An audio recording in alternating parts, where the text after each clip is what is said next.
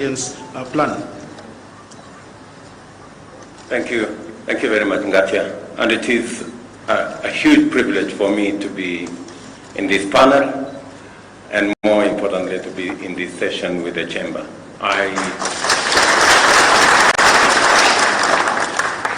want to say a couple of things by way of introduction. I am a great believer in the Chamber of Commerce. When a few years ago I came across Kiprono Kitonyi, he knows because he's here. I encouraged him to be part of the chamber because I saw the way the chamber was going. It had become a hostage of people who did not have the capacity to run a proper chamber of commerce. I am happy that today we have a chamber of commerce that we can say is fit for purpose and working with the government, with all the sectors, to project the right image of our country. I want to say congratulations to the Chamber. You are doing a good job. Secondly, I agree with you 100% that the Chamber can work with the government to organize the bottom. And what I have seen this morning is actually a testimony and a confirmation that indeed, with the Chamber, we can leverage on your network to be able to organize the bottom of the pyramid, to get the many innovators, the many creators, the many entrepreneurs, the majority of the 4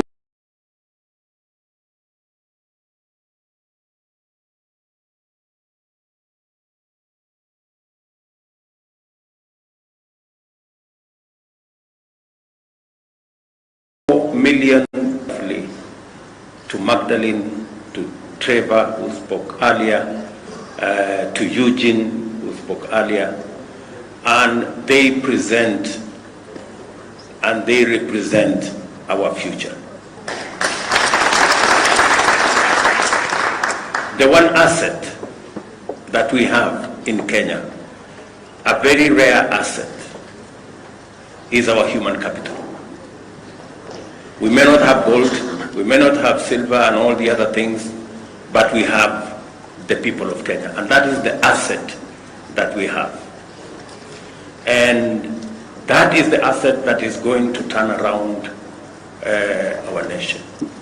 And I am happy that we are working together to sharpen, to model, and to shape the human capital that we have through training, through education, and I am very confident that going into the future, from all our learning institutions, training institutions, we should be able to build the human capital that is going to make the difference in our country. That is already it is making. That's one asset. The other asset, apart from sharpening that asset through education and training, we need to fund. And I am very happy that we are having a conversation and even listening to my great exporter here. The constraint that has been around our human capital, and especially our micro and medium enterprises, has been the concept of financing, affordable financing. I have listened to the banks who spoke to us here, great people from Equity to APSA to DDP here. I really want to persuade our financial institutions, yes, to be flexible in how they lend their finances, but also to consider the aspect of cost. What is the cost of our finances? I would have been very happy to hear Equity Bank say, we're going to lend to SMEs on a single-digit interest rate. And I really want to challenge our financial institutions with tremendous respect that it is possible and it is time that we inspired our micro and small enterprises by ensuring they have access to affordable credit. The government of Kenya is going to work with you as we fashion the Hustler Fund. I want to promise the country that the Hustler Fund is going to be on a single-digit interest rate, and progressively for the smaller enterprises, we will begin with just a simple fee without interest, because we want to fire the bottom of the pyramid. That is where the engine of our economy is. The other item, listening to all these people, apart from finance, is technology. We must leverage on technology to be able to be efficient and effective. And that is why, if you see our manifesto, we talked largely about SMEs, because we know that's where the jewel is. And secondly, we talked about affordable finance. And thirdly, we talked about a superhighway, because technology, listening to Magdalene, I am very confident that employment is going to be ready and available if we can ensure that we spread technology, we have financing, and that is why we talked about the superhighway. The superhighway is supposed to do two things: to make sure that the country is connected, and I'm happy again to announce here that the real last mile in technology is the gadget. And already we are working with our telcos, our telecommunication sector, so that we can have a smartphone that is going to be less than 5,000 shillings. A smartphone that can do everything that you want. A smartphone that can make sure, today the cheapest smartphone is 10,000, maybe 15,000. We want to see whether we can get it to $30 or $40. And I want to promise the country that in the next 8 to 12 months, we will have the cheapest smartphone in Africa, manufactured in Kenya. And finally, the concept of the superhighway is to also make it cost-effective to trade on and to work on the digital space.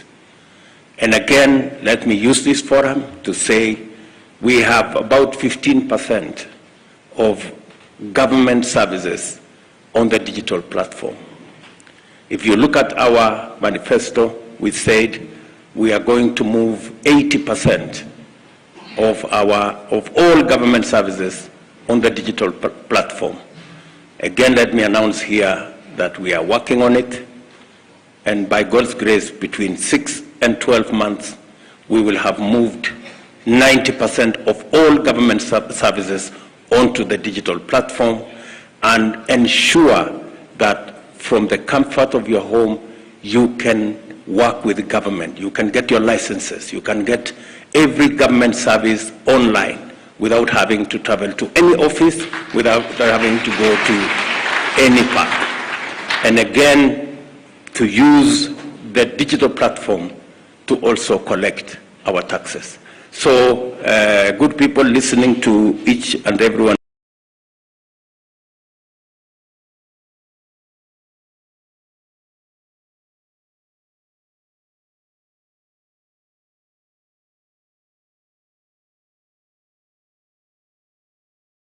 of you here, The government of Kenya stands ready and ability to be able to deal with matters climate change.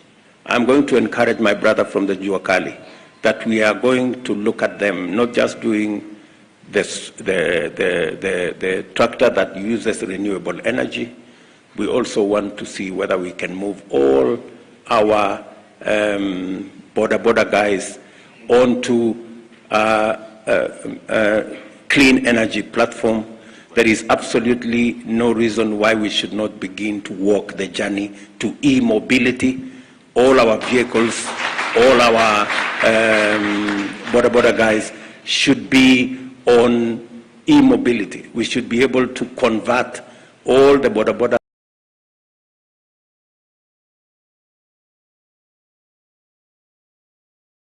we have so that they are electric and they can use renewable energy, solar.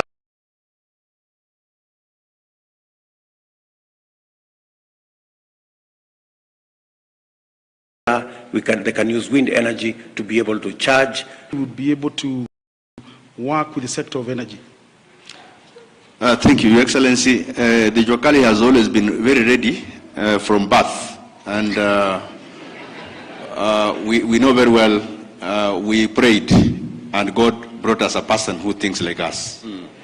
And in energy, we have some projects, very simple projects that we have done across the country. And we have piloted in 5 counties.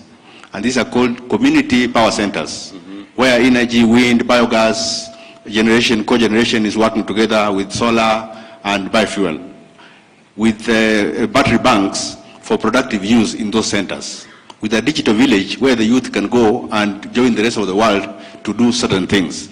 And we've done it in Nandi, in Himaki, in Kapchurwai. We've done it in Bomet, in Kitoben. We have done it in Siaya, in a place called Uhuru. We have done it in Changara, in Busia. And the last one we've done in Ngando, in Kirinyaga. And they are models. But the problem has been, as we do them as models, because there are several other things that we can talk about models that we have done. The lack of political goodwill, because it's a country that we have come up with a benchmark of finish politics, start politics immediately.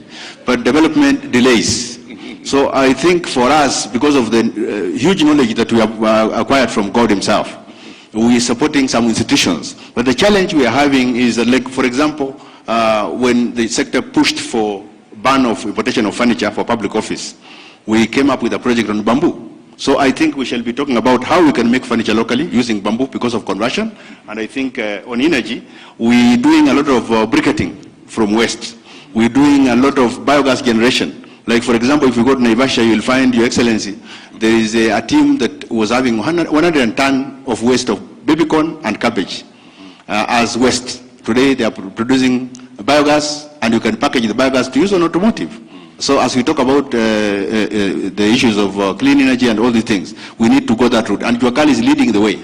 One of the challenges we are having and we want to unlock is institutional synergy. Because there are so many institutions in Kenya, especially the agencies of the government, that listen, they get agitated, they don't want even to involve the Juakali into their system. So you find even their boards, they lack representation of Juakali. Then the common manufacturing facility, which we have been pursuing the chamber to support us, where quality is supposed to be a measure for a Juakali product. When you talk about a wheelbarrow, the whole of East Africa is buying wheelbarrows from Kenya. The whole of all the jikos, and I'm told if you have a kitchen without a Juakali jiko, it's not a complete kitchen. Yes, so all the jikos are made in Kenya, but the quality and the finish. Your Excellency, I know you'll be with us in Kampala, and Excellency, the Deputy President may be with us in Kampala again. We are having a regional exhibition, and Juakali in Kenya is leading the whole region. And the chairman of Musea is here, Mureu, and he's the chairman of Musea, who is supposed to be leading the process in Kampala. So I think we are leading the region, and we want the region to really benefit from us. So thank you very much, Terian. Perhaps a final question, Your Excellency. Yesterday you talked very passionately about Kenyans accessing the South African market. Your Minister for Trade talked about the fact that it is smaller businesses that are doing the majority of exports, meaning that, which explains why we are only exporting products worth about 38 million US dollars, yet they are exporting, they're sending products here worth 650 million US dollars. What word do you have for the business people that are here today, both from the small business sector and the medium sector? Let me first speak to the issue raised by Jua Kali. You talked about political goodwill. So, me sitting here, I am a bundle of political goodwill.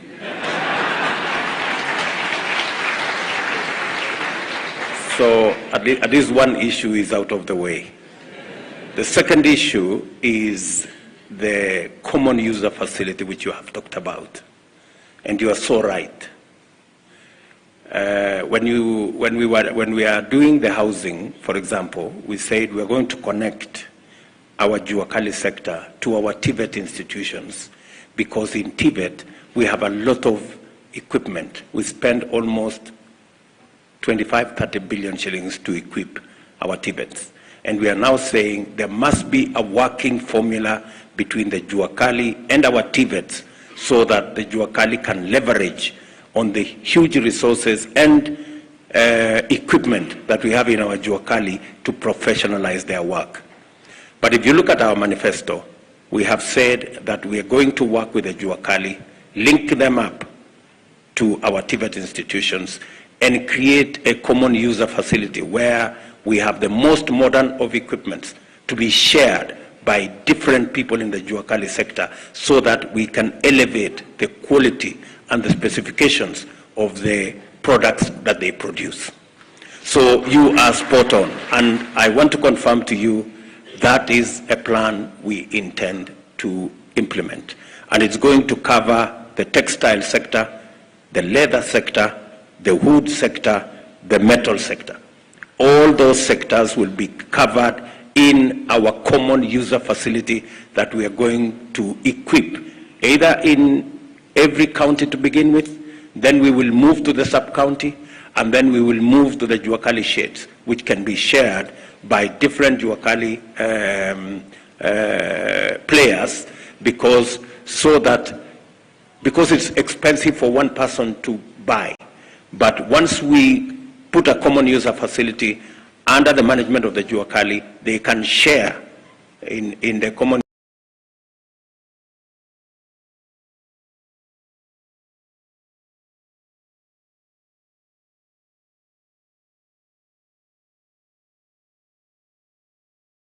user facility for all.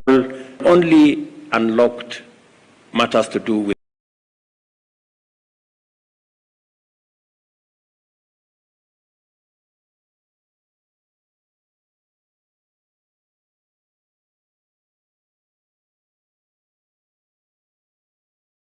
travel.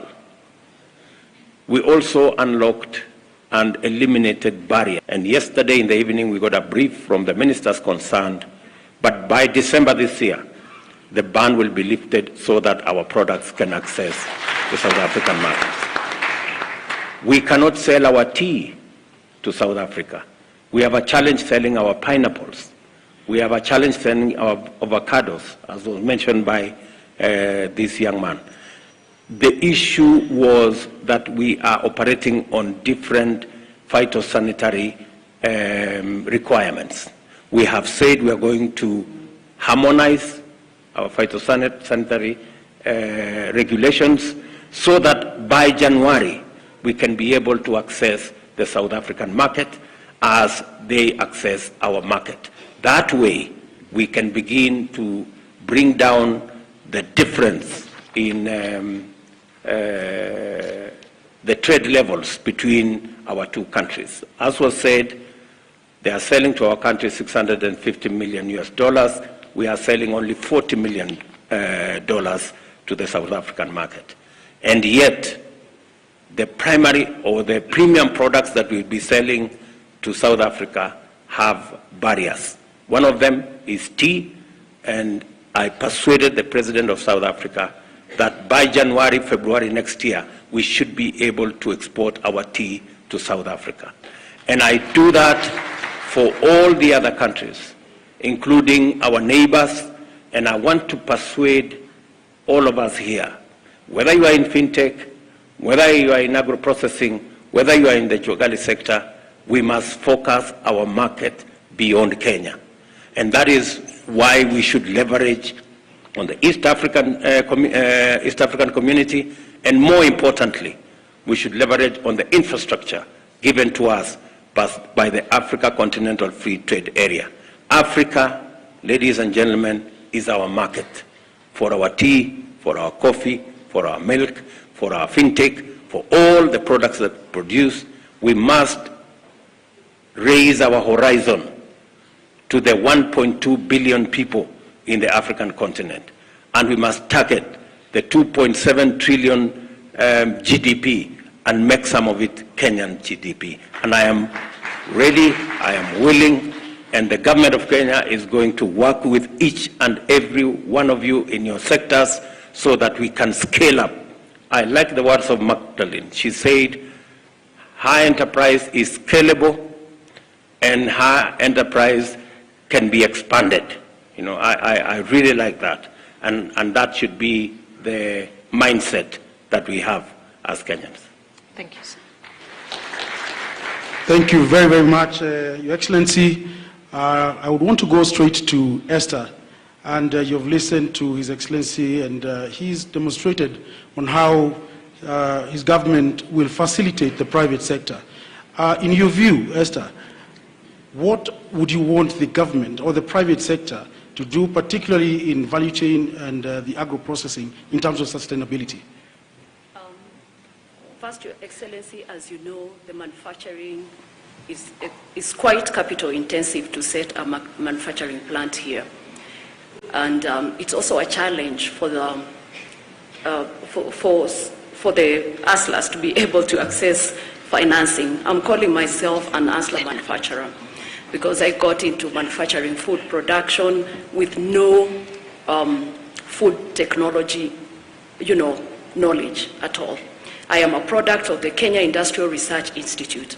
First, some of the challenges that we have is malt licensing. We have to pay so many licenses to be able to set up, plus their fees. At least you need 400,000 to be able to set up a factory in Kenya. I don't know how many startups will be able to afford that. Some of these licenses can be grouped together and it can be made cheaper. Annually, for renewals, we need at least 200,000. That is quite expensive for a startup. Another thing is on the taxes. It's like getting a baby and expecting this baby to feed herself in less than a year. So we are requesting for moratoriums or a grace period to be able to get on our feet so that we can be able to pay taxes without default. And another thing, we are also having very good fabricators locally. We also need the fabricators to be empowered financially so that we can be able to access machinery without really spending so much, and they can also be able to give us credit terms. In terms of financing, we would like to see a grace period given to any facilities that is extended to us in terms of loans for us to be able to stabilize before we start paying, and if at least we can be off from 6 months and above, because manufacturing is quite requiring. So these are some of the things, and also sensitizing just the consumers on the Buy Kenya, Build Kenya initiative so that we can also be able to support the products that we manufacture here, because I believe we are competitive in terms of packaging. We've really upped our game in branding, and we are good to compete with the international market. A month ago, I was in Germany and I looked at what is there, and the products that we are having out there internationally are as good as the products that we are manufacturing here and branding here. So we need support in those areas. Thank you. Thank you very much. On that note, we'd like to close our interactive session. Our hustlers, thank you so much for sharing your challenges as well as your successes. Yes, Your Excellency. Esther deserves a response. Yes. because she has spoken to the heart of value addition and agro-processing and manufacturing. Yes. And it is a big component of how we are going to move our products up the value chain. We cannot continue to sell unprocessed, semi-processed, or poorly processed goods in our market. We must up our game, and we must support people like Esther who venture into adding value to our products for local consumption and even for export. This is a subject we have discussed extensively, and that is the reason why I hired Moses Kuria. Moses Kuria, can you respond to Esther? Come here. Just come to the podium there. Because Esther wants to know how we are going to support them. What is your KCD going to do? What is, how are we? Thank you, Your Excellency. Esther, I hope you know the level of unemployment that there is in Kenya. So please don't add to it by getting me fired.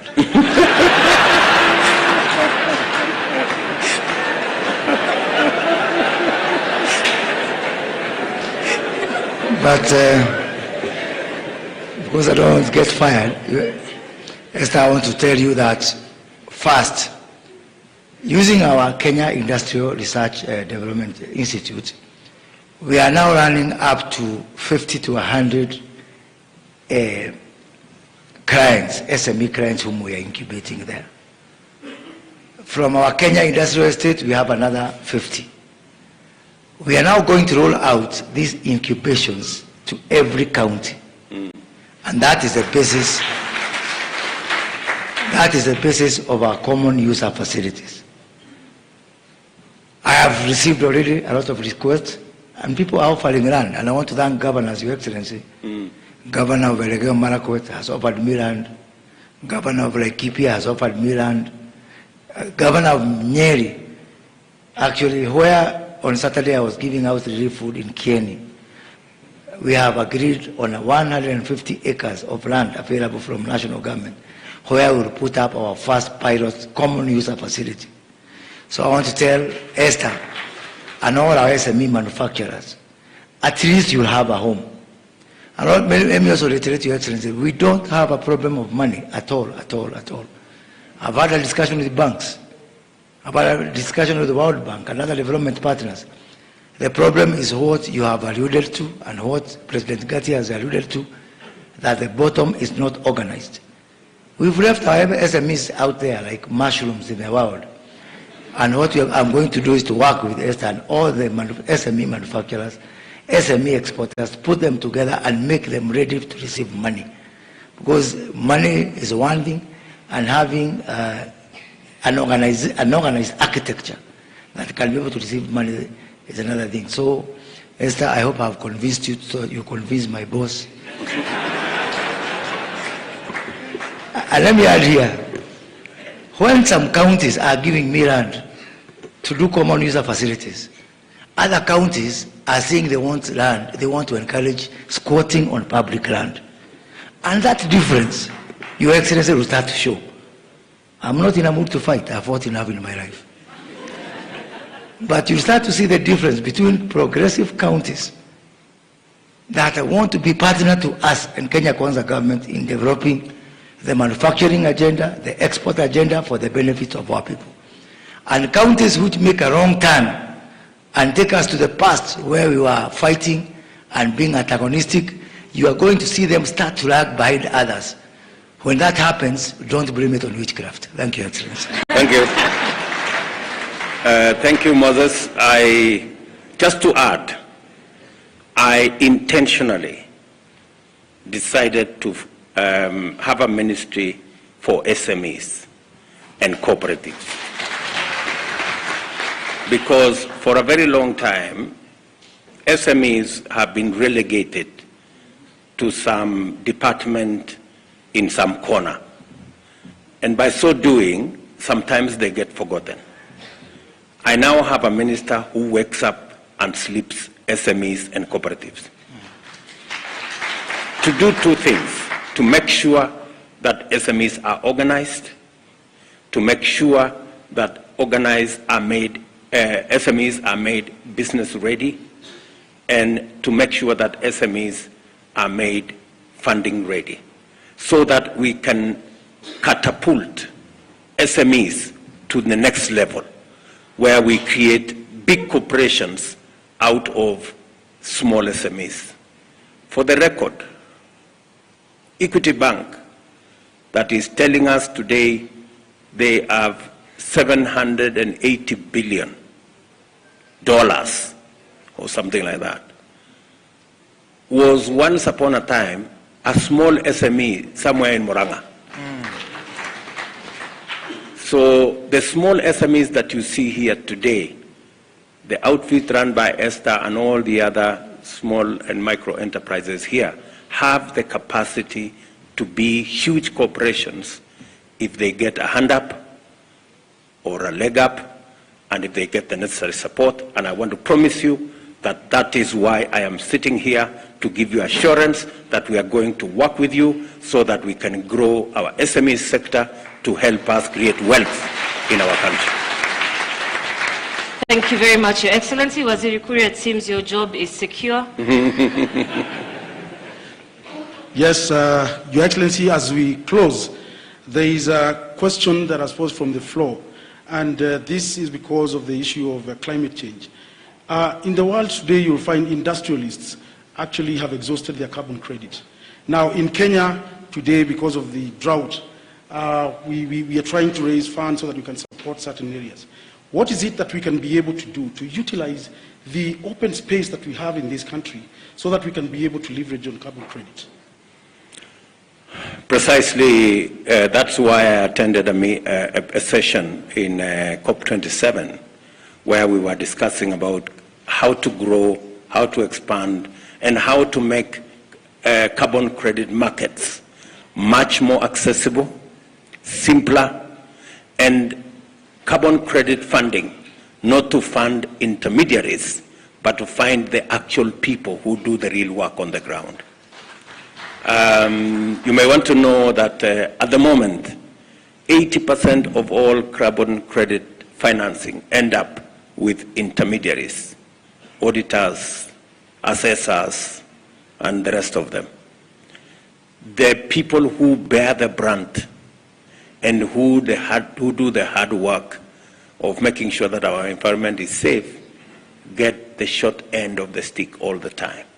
So in this particular arrangement, and that is why we were having this session, shortly we are going to have a law that will govern matters to do with carbon credit, so that to make sure that it is transparent and it is accessible to the people who actually should benefit from that carbon credit regime.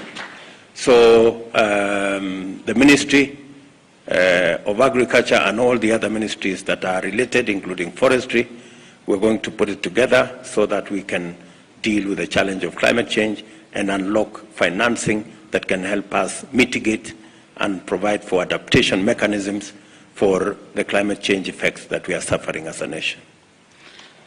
Thank you very much, Your Excellency, panelists, ladies and gentlemen. I think we get to a close that session, but we as the Kenya National Chamber of Commerce and Industry, we want to commit to you and to your government, Your Excellency, that we shall reorganize and we shall reorganize ourselves so that we can be able to partner with the Kenya Kwanza administration. Thank you very much. Terian.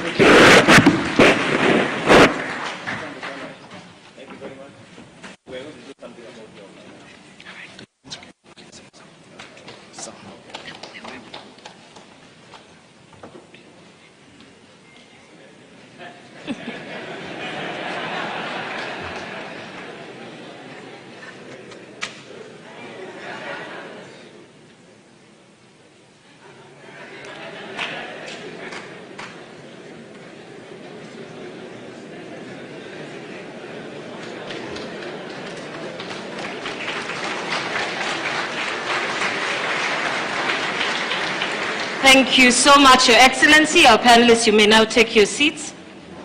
And I'll hand over to Mr. Wanjohi. Thank you very much. We may